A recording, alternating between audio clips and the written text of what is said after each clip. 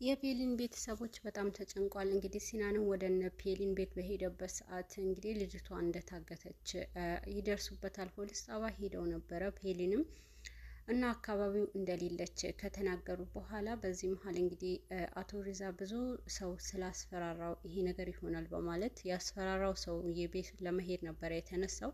በዚህ ሰዓት እንግዲህ አክስት ሶሄላ ደግሞ እውነቱን አታውቅም ስለነበረ ምንድን ነው የምታወራው? ልጄ ባንተ ምክንያት የሆነችው ነገር አለ፣ ወዴት ሄዳ ነው? ምን እየተፈጠረ ነው? በማለት ነበር እንግዲህ እያስጨናነቀችው የነበረው።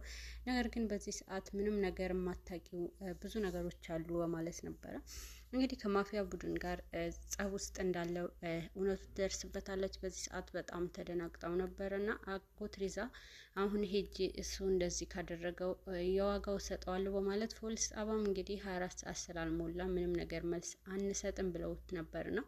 ስለዚህ ወደዛ ሰውዬ ማምራት እንዳለበት ነበረ። ሲናንም በጣም ተጨንቆ ነበረ። በተለይ ደግሞ እንግዲህ ሲናንም እዛ ቤት ውስጥ መገኘቱ በጣም አናዷቸው ነበርና በአንተ ምክንያት ነው እያሉም ሲጠይቁት ነበርና ይሄ ነገር ከሱ ጋር እንደማያገናኘው ከነገሯቸው በኋላ ሲናንም አጎት ሬዛ ደግሞ እንግዲህ ወደ አስፈራራው ሰውዬ ቤት ለመሄድ ይነሳል። ዙቤርም ሳይዝ ነበረ እንግዲህ ለመሄድ የሞከረው። ነገር ግን ዙቤርም አብሮት እንደሚሄድና ሲናንም በጭራሽ እዛ ቁጭ ብሎ እንደማይጠብቅ ሄዶ ከሱ ጋር እንደሚከላከል ነበር የተናገረው። ከኔ ጋር በጭራሽ የትኛውም ትንሽም መንገድ አትጓዝም ብሎት ነበረ። እንግዲህ አጎት ሪዛ አንተ እምቢ ብትለኝም በሌላ መኪና እከተልሃለሁ በማለት እንግዲህ በጣም ድርቅ ብሎበት ነበር ነው። አጎት ሪዛ ደግሞ በጭራሽ ይሄ ነገር ማስቆም ስላልቻለ እንግዲህ ሲናን አብሮት ሄዷል። ፔሊን እንግዲህ ህልም ውስጥ ነበረች። እዛው ከታሰረችበት ከሲናን ጋር እንደነበረች ስታስብ ነበር ነው። ነገር ግን አይኗ ስትገልጥ እጆቿ ተሳስረውና አንድ ጨለማ ክፍል ውስጥ ነበረ የታየችው። ውስጥ ደግሞ ጠባቂ እንዳሉ ትገነዘባለች። እንዴ በዚህን ሰዓት ምን እየተፈጠረ ነው? የት ነው ያለሁት? በማለት ነበረ ሲናን እያለች ነበር ነው።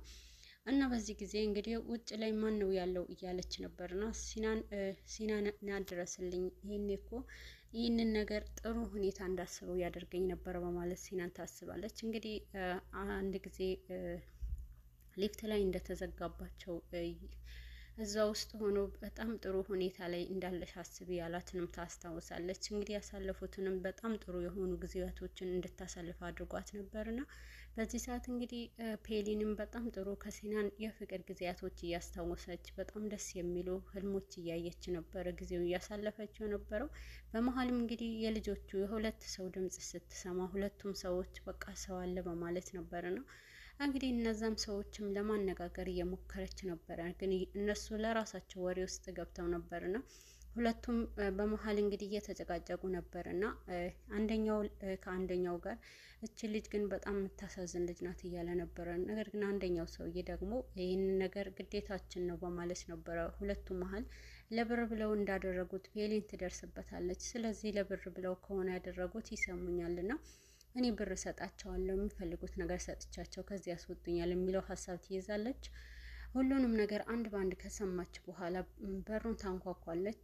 ክፈቱኝ፣ እዚህ እንዴት ናችሁ እያለች በጥሩ አቀባበል በሰላምታ ትናገራቸዋለች። በዚህ ሰዓት በጣም ተናደው ነበረ እና ሁለቱም እንግዲህ ተቃራኒ ነበሩ። አንድ ሆነው ቢያግቷትም የተለያየ አስተሳሰብ ነበራቸው። አንደኛው ርህራሄ ያለውና እንግዲህ ፔሊን አሳዝነዋለች። እሷንም ለመልቀቅ የሚያስብበት ሁኔታ ላይ ነበረ። አንደኛው ደግሞ ስነ ስርዓትህን ያዝ እያለው ነበርና ብር ከሆነ የምትፈልጉት ብር ሰጣችኋለሁ፣ ምንድነው የምትፈልጉት ንገሩኝ፣ የፈለጋችሁትን ነገር ሰጣችኋለሁ እያለች ነበርና ፔሊን እንግዲህ ማውራቷን ቀጥላለች። በጣም እያወራች በነበረበት ሰዓት አንደኛው በጣም ኃይለኛውንም እንግዲህ በጣም በመናደድ ነበር እንግዲህ ወደ እሷ እያመራው። ዝምት ያለሽ ወይስ አፍሽን ልሰረው እያላት ነበርና እባካችሁ ልቀቁኝ፣ ምንድን ነው የምትፈልጉት ሁሉ ሰጣችኋለሁ እያለች ፔሊንም ስታስተባብላቸው ነበርና እንግዲህ ሲናን ለመጨረሻ ጊዜ የሰጣትንም ስጦታ ለብዙ አመታት የደበቀውንም ከአንገቷ ላይ ሀብሉን ብትስ ያደርግባታል። ፔሊን በጣም ትደነግጣለች። ፔሊንን ቃል ገብታለች ነበረ ዳግመኛም እንደማታወራ። ግን ያንን ሀብል ከወሰደ በኋላ መልስልኝ እባክህን፣ ለዚህ ሀብል ስንት ጊዜ እንደጠበቀ ለዚህ ነገር ቁጭ ብሎ እኔን ለመስጠት በጣም ብዙ ዋጋ ከፍሏልና ስለዚህ እባክህን እሱን ምንም እንዳታደርግ ስጠኝ እያለች ታወራለች። አሁን ዝም ካላልሽ ይሄንን ሀብል አልሰጥሽም፣ ዝም እትይ ከሆነ ደግሞ እሰጥሻለሁ እያላት ነበርና ፔሊንም እንግዲህ ማውራቷን ቀጥላለች። በመጨረሻም ዝም እንድትል አድርጓታል ማለት ነው። አሁን ላይ እንግዲህ አቶ ሪዛ ወደ አስፈራራው ሰውዬ ቤት ሄዶ ነበርና እንግዲህ ሲናን ጋርዶ ነበርና ሲናን ደግሞ እነሱን እየተከላከለ ነበርና ናውጣ እያለ ሲያወራው ነበርና እና ደግሞ ልጅ የት ነው አደረካት እያለ ከሰውዬ ጋር ግብ ይፈጥራል።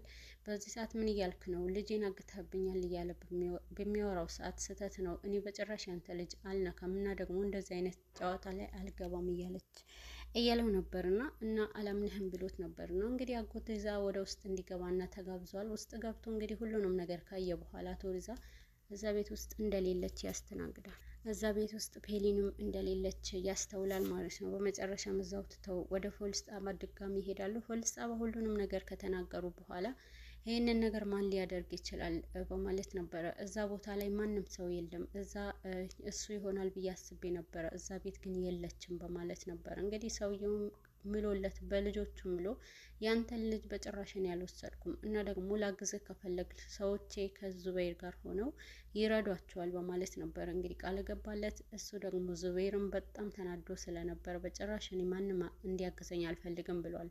በመሀል እንግዲህ ያንንም ሰውዬ ሁሉንም ነገር እንዲተው አድርጎታል ማለት ነው። ፖሊስ ጣቢያ ከደረሱ በኋላ አክስት ሱሄላም እዛም እንደሌለች ከተነገራት በኋላ በጣም ደንግጣለች። እንግዲህ ይህ ነገር ታዲያ ምናልባት ሌላ ቦታ ደብቋት ከሆነስ በማለት ነበረ እና እያዋሸኝ አይደለም፣ እሷ እዛ የለችም፣ ሌላ ጠላት አለህ እያሉት ነበር እና ፖሊስ ጣቢያ ውስጥ እንግዲህ ማንንም ሰው ይህንን ሊያደርግ የሚችለው ሰው የለም በማለት ነበር የተናገሩት። እንግዲህ ከቀናት በፊት ወደዛ ፖሊስ ጣቢያ ደግሞ በሲናን ምክንያት ፔሊን ፖሊስ ጣቢያ እንደሄደች ሁሉንም ነገር ይደርሱበታል። አጎት ሪዛና አክስት ሱሄላ ደግሞ ስለዚህ ነገር በጭራሽ ስላላወቁ እና ሰሞኑ ላይ እንግዲህ ፔሊን እና አንተ ላይ ማስፈራራ እንደደረሰባችሁ እና ወደዚህ ፖሊስ ጣቢያ እንደመጣችሁ እሱስ ከዚህ ጋር አያገናኘውም እንዴ እያሉ ፖሊሶቹም ሲጠይቋቸው ነበርና በዚህ ሰዓት እንግዲህ ሁለቱም ቤተሰቦቿ እንግዲህ ይደነግጣሉ። ምን እያላችሁ ነው? ወዴት ነው? ለምን መጣች? ምን ገጥሟት ነው? በማለት ነበረ እና ደግሞ ጄዳ ከዛ በፊት እንዳስፈራራቻት ለፔሊንም ይደርሱበታል። በዚህ ሰዓት አጎት ሪዛ እንዴት አንተ ራስህን ችለክ እንዴት ልጅን ችግር ውስጥ ታስገባታለክ? ለምንድን ነው የራስህን ችለህ ራስህን ስራ ማሰራው? በማለት ነበር እንግዲህ ቁጭት በጣም ተናዶ ያወራው። በዚህ ሰዓት እንግዲህ አክስት ሱሄላ ደግሞ ቤት እያሉ ኡዝጋርም እዛ ስለመጣች ኡዝጋር ባየቻት ሰዓት በጣም ጸብ ፈጥራ ነበረ። ሁሉም ሰው አረሳስቶ ነበረ እንትን ያለው። በዚህ ጊዜ ግን እንግዲህ ሮዝጋን ሌላኛው ደግሞ ጄዳ በፔሊን ዙሪያ እንዳሉ ከሰማች በኋላ የበለጠ ሲናን ላይ ያላት ጥላቻ ትጨምራለች። አክስት ሱሄላ በዚህ ሰዓት ልጄን በአንተ ምክንያት አንድ ነገር ብትሆን አልለቅህም በማለት ታስፈራረዋለች። በዚህ ሰዓት ሁላችሁም እንግዲህ መረጋጋት አለባችሁ በማለት ነበረ። እንግዲህ ፔሊንም ከነሱ ጋር አልተስማማችም። ወደዛ ከተዋት በኋላ እንግዲህ በመሀልም ጄዳ ወደዛ ትመጣለች። ነገር ግን ጄዳ ራሷን ደብቃ ነበር የመጣችው። የፔሊንን ክፍል ወደ ውስጥ መኪና ውስጥ ካስገባት በኋላ ሙሉ ለሙሉ እንድትሸፈን አላደረጓትም ነበረ። መሀል ላይ እግሯ ብቻ እንዲታይ ነበረ። ፔሊንም የሴት እግር እንደሆነ አስተውላለች። ግን በመሀልም ያንን የቤቱ መኪና ውስጥ እንደወጣች በጭራሽ ማንንም ሰው አላያትም። ፊቷን እንግዲህ ከሰዎቿ ጋር ተነጋግራ መልሳ ትሄዳለች። በደንብ እንዲጠብቋት ነበረ። በዚህ ሰዓት ጄዳን ወደ ቤት ትመለሳለች። ግን ደግሞ ጄዳ ናት ከተባለ በኋላ ወደ ጄዳ ቤት እንግዲህ ሰዎች ይሄዳሉ። ፖሊሶችና እነ ሲናንም ሆነው አብረው ሲሄዱ ጄዳ ቤት ውስጥ አልነበረችም። ግን ደግሞ ወደ ቤት እየመጣች ነበረ። በዚህ ሰዓት ሲናን ራሱን መቆጣጠር አቅቶት ነበረ። ምንድነው ያደረግሽም? ፔሊንን የት ነው ያደረግሻት? በማለት አንቆ ይዛታል። በመሀልም እንግዲህ ይሄ ነገር ምንድነው እያልካለው? እኔ ስለ ፔሊን ምንም ማውቀው ነገር የለም በማለት ተዋሻቸዋለች። በዚህ ሰዓት እንግዲህ እሷ ናት አለቃ፣ እሷ ናት ከጄዳ ውጭ ማንንም ሰው ፔሊንም እንደዚህ ሊያደርጋት አይችልም፣ እሷ ናት። ስለዚህ በቁጥጥር ስር እንድትውል እንፈልጋለን በማለት ነበረ የተናገረው። በዚህ ጊዜ እንግዲህ ጄዳም በቁጥጥር ስር ትውያለሽ እና ወደ ፖሊስ ጣቢያ መሄድ አለብሽ በማለት ይዘዋት ፖሊሶች ይሄዳሉ። በዚህ ሰዓት እንግዲህ ፖሊሶቹም ሲጠይቋት እኔ ምንም ነገር የማውቀው ነገር የለም አልነበርኩም እና አየር መንገድ ነበርኩ፣ አሁን ነው የምመለሰው ማታም በማለት ነበር የተናገረችው። በዚህ ሰዓት እንግዲህ ሁላቸውም እሷ ላይ ጣታቸው ቀስረውባት ነበረ። ጄዳ ግን በጭራሽ ይሄ ነገር አላምንም ብላለች። ከጠበቃዋ ጋር እንደምታወራና ለሁላቸውም ከጠበቃ ጋር እንደምታወራ ከተነገረ በኋላ ጠበቃዋ ግን ይሄ ነገር በጣም ማስረጃ የለሽም እና ስለዚህ የሆነ መፍትሄ መፈለግ አለብሽ፣ እውነቱ ለኔ ንገሪኝ ብለዋታል። ጄዳ እውነቱን እንግዲህ ለጠበቃዋ ነግረዋለች። ፔሊንም እንዳካተቻት ትናገራለች። ፔሊን ደግሞ እዛ ውስጥ እነሱ ምግብ ሊያመጡ በሄዱበት ታመልጣለች ማለት ነው። አምልጣለች፣ እንደምንም ብላ መከራዋን አይታ ታመልጣለች። ነገር ግን ካመለጠችም በኋላ ሰዎቹ እንዳመለጠች ቶሎ ይደርሱባታል። ፔሊን መኪና አግኝታ ነበረ ለማምለጥ፣ ግን ደግሞ አንድ ባልና ሚስት በነበሩበት ሰዓት ሚስቱ እንግዲህ ተው ምን አይነት ችግር እንደምታመጣብን አይታወቅም በማለት ተከለክላለች። ባልየው እንርዳት ቢላትም እንግዲህ ያንን ሰው እንድትረዳ ስላላደረገች ፔሊንም መንገድ ላይ በጭራሽ እርዳታዋ ሊቀበሉ አልቻሉም እና ነገር ግን ወደ ፖሊስ ጣቢያ ደውሏል። ፔሊንም እንደተገኘች እና ማንነቷ ባይታወቅም አንድ ሴት አግኝተናል በማለት ነበር እንግዲህ ወደ ፖሊስ ጣቢያ የተደወለው። ፖሊሶቹም ወደዛ እያመሩ ነበረ፣ ግን ደግሞ ፔሊን እንደጠፋች ሰዎቹንም አይተዋል እና ስለዚህ ተከትለው ፖሊሶቹንም ሳይደርሱባት ፔሊንም በመከተል በፍጥነት ነበረው ወደ እሷ የሮጡት። እንግዲህ ፔሊን ዳግመኛ በሌላ እርዳታ ሳታገኝ መልሰው ያግቷታል። ፖሊሶች ግን ወደ ፔሊን ወዳለችበት አካባቢ እየመጡ ይገኛሉ።